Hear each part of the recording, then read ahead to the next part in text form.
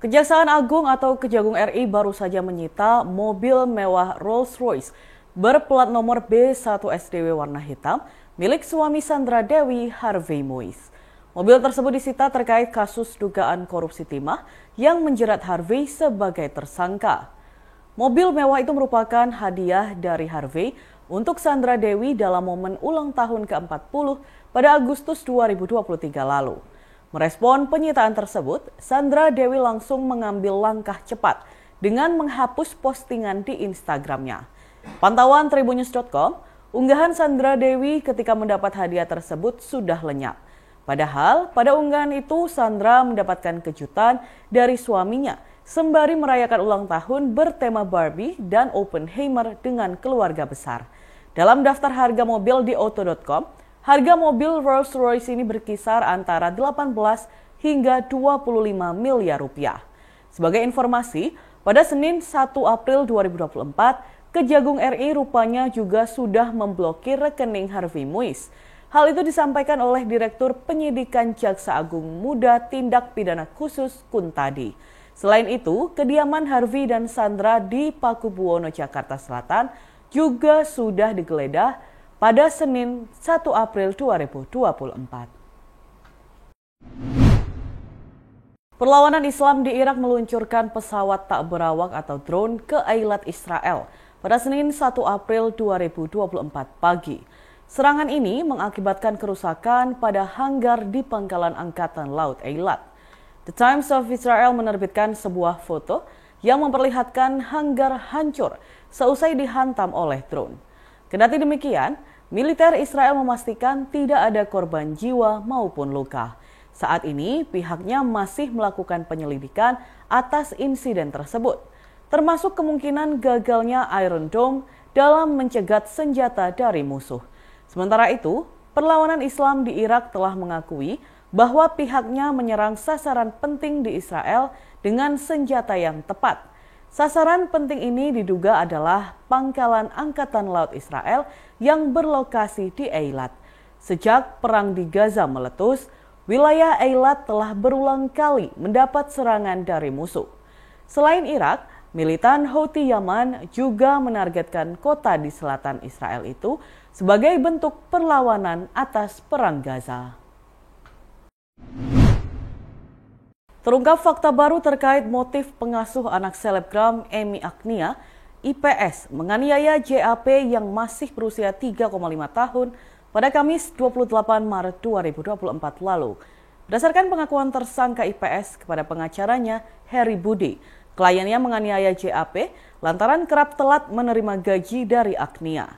IPS mengungkapkan kepada Harry Budi bahwa gaji yang diterima setiap bulannya sebagai pengasuh senilai 3,5 juta rupiah. Harry menyatakan pembayaran gaji yang kerap terlambat itu sudah tidak terhitung. Diketahui saat IPS menagih gaji hanya diberikan janji. Pengacara IPS mengaku saat itu kliennya membutuhkan uang mendesak untuk pengobatan adiknya yang tengah sakit. Terkini, Harry Budi mengatakan psikologis IPS sangat terganggu imbas kejadian tersebut. Adapun IPS sempat khilaf atas perbuatan yang dilakukan. Harry Budi sebagai pengacara tetap konsisten memberikan bantuan pendampingan kepada kliennya IPS, yakni Harry mengupayakan keringanan hukuman untuk tersangka. Sementara itu, Kasat Reskrim Polresta Malang Kota, Kompol Danang Yudanto, membenarkan adanya faktor pendorong hingga akhirnya tersangka melakukan penganiayaan ke anak Agnia. Akibat perbuatan yang dilakukan, IPS kini ditahan di rumah tahanan atau rutan Polresta Malang Kota. Tersangka dijerat pasal 80 ayat 1, subsidiar ayat 2, dan subsidiar pasal 77 UU RI nomor 35 tahun 2014 tentang perubahan atas UU RI nomor 23 tahun 2002 tentang perlindungan anak dengan ancaman hukuman 5 tahun penjara dan denda 100 juta rupiah. Kobaran api mengamuk di toko sembako di Jalan IR Juanda, Kelurahan Tonatan, Kabupaten Ponorogo pada Selasa 2 April 2024 menjelang waktu sahur. Bangunan toko sembako dan rumah milik Sudrajat ini terlihat masih berdiri namun isi di dalamnya sudah tinggal abu. Beberapa bangkai barang elektronik terlihat menghitam karena amukan si jago merah. Kapolsek Ponorogo Kota, Ibtu Muhammad Mustafa Sahid mengatakan, kerugian dari kejadian ini diperkirakan mencapai miliaran rupiah. Barang dagangan di toko sembako itu ludes tak tersisa, padahal barang tersebut akan dijual jelang Lebaran. Sebelumnya, si jago merah mengamuk dan meluluh lantakkan toko sembako ini pada dini hari. Sebanyak 3 mobil pemadam kebakaran Satpol PP Ponorogo dan 1 mobil tangki Badan Penanggulangan Bencana Daerah atau BPBD Ponorogo dikerahkan untuk memadamkan api. Setelah 30 menit kemudian, si jago merah yang mengamuk akhirnya bisa dijinakkan. Namun demikian, toko sembako milik Sudrajat ini sudah hangus tak tersisa. Pantauan di lokasi, pemilik toko masih syok karena baru mengetahui kebakaran terjadi saat api sudah membesar. Sementara itu, kerabat korban yaitu Haryanto mengaku, keluarga baru mengetahui setelah ada teriakan bahwa ada kebakaran yang menimpa toko sembako milik Sudrajat ini. Dan Tribuners, berikut kita simak bersama wawancara dengan keluarga korban Haryanto dan Kapolsek Ponorogo Kota, Ibtu Muhammad Mustafa Sahid. Tokonya kan barusan tutup tadi, kira-kira masih setengah jam. Kita keluarga masuk di rumah, tahu-tahu sudah timbul api. Kita pun nggak tahu-tahunya ada di tetangga yang orang lewat. Orang lewat baru teriak-teriak kalau ada kebakaran. Setelah itu kita lihat ternyata sudah kebakaran, kita langsung menghubungi pemadam kebakaran. Baru setengah jam api sudah besar sekali. Itu api langsung membesar tadi? Iya, langsung membesar. Kira-kira setengah jam api sudah membesar sekali. Nggak ada yang terselamatkan? Ya. Memang berdasarkan informasi dari masyarakat, laporan masuk ke kantor kami langsung kami tindak lanjuti. Terjadi kebakaran di Jalan Insinyur Juanda, yaitu toko sembako, toko kontong dari pemilik Bapak Izin Sudrajat, umur 46 tahun, di mana toko tersebut bergandengan langsung dengan rumah. Kalau untuk masalah penyebabnya memang kami masih dalam tahap penyelidikan. Namun memang saksi melihat api itu muncul dari posisi di mana sekring di situ dan stok kotak di situ. Namun dari pemilik sekaligus saksi di situ langsung memadamkan, namun tidak bisa ditolong lagi karena api langsung menyambar karena di situ memang toko plastik di situ. Untuk kejadian diperkirakan 11.45 sampai jam 00. Jadi seluruh barang-barangnya ludes terbakar ya? Untuk barang dagangan ludes terbakar.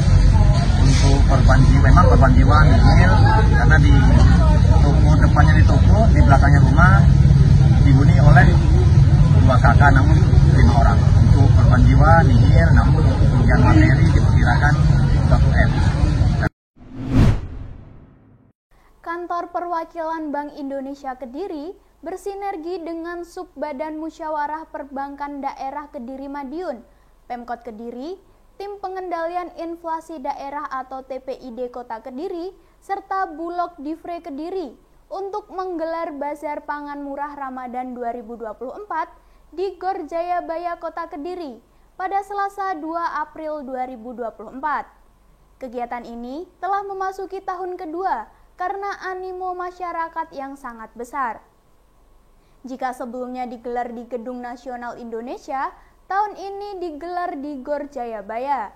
Selain itu, kegiatan ini juga mengundang sejumlah distributor makanan dan jajanan untuk Lebaran, serta mengundang koperasi telur dari Blitar dengan harga jual di bawah harga pasar. Pembeli bazar pangan murah ini terbuka untuk masyarakat umum dengan pembatasan 1 orang hanya membeli 2 paket.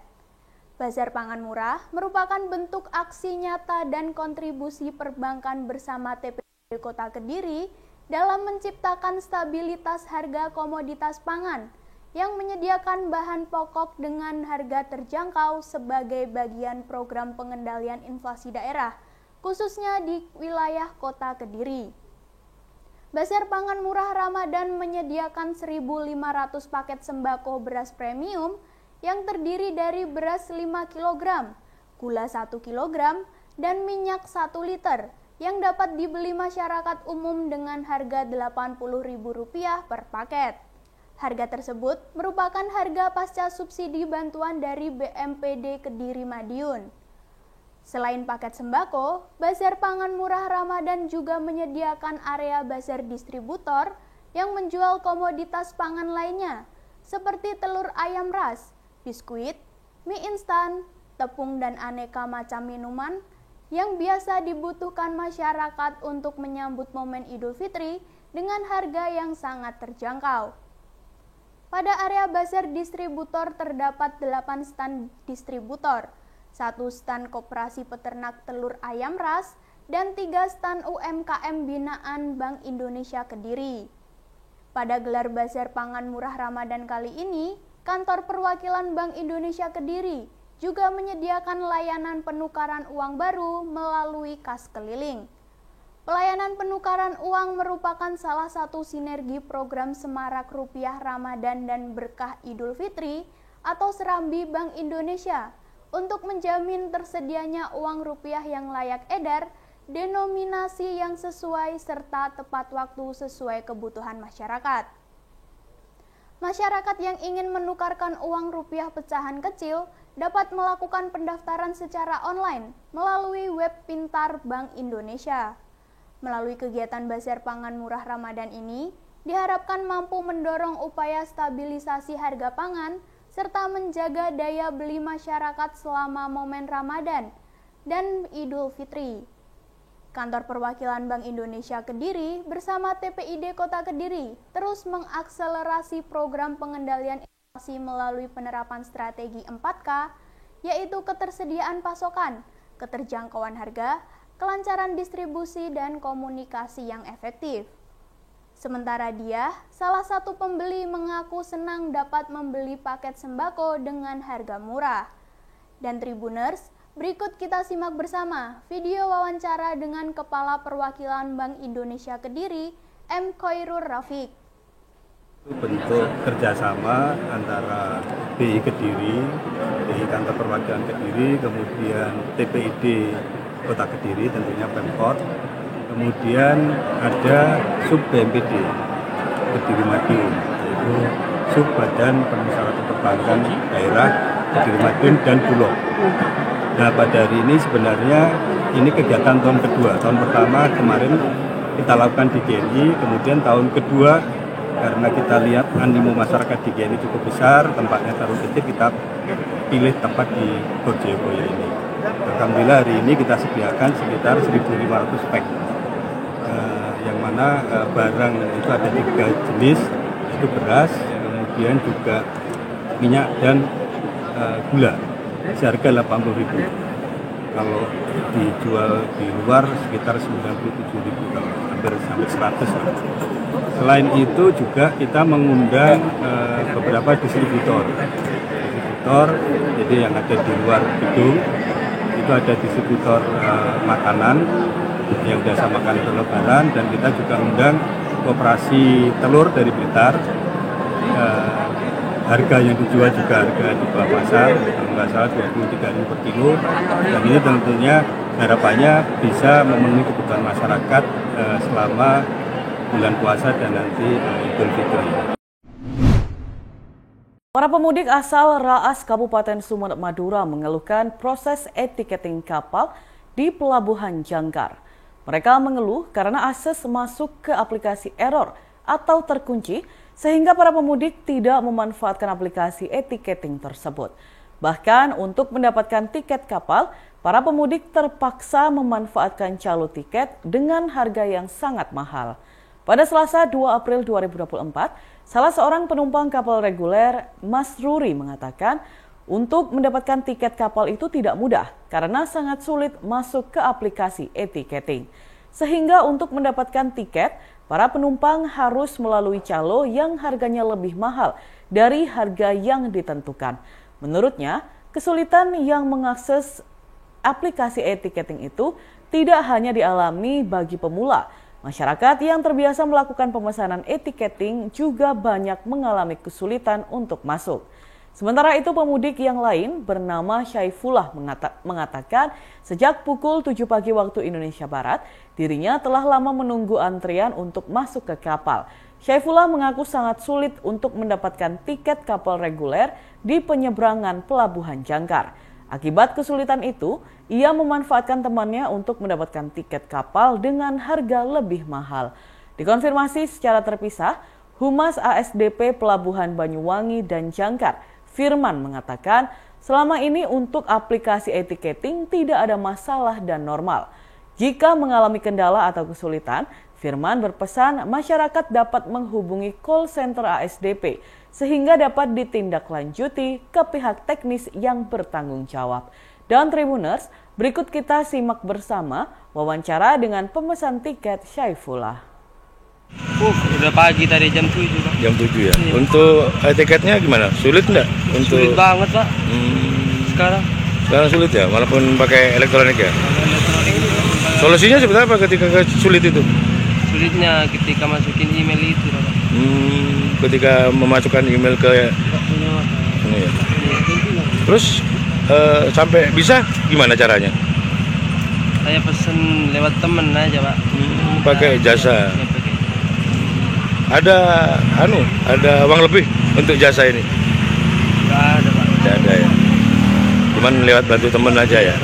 Berapa sih tarifnya? 85. Ke Ras ya. Dengan sepeda motornya itu ya. Iya. Saya kerja di mana? Saya dari Bali Pak. Dari Bali ya. Download Tribun X sekarang. Menghadirkan lokal menjadi Indonesia.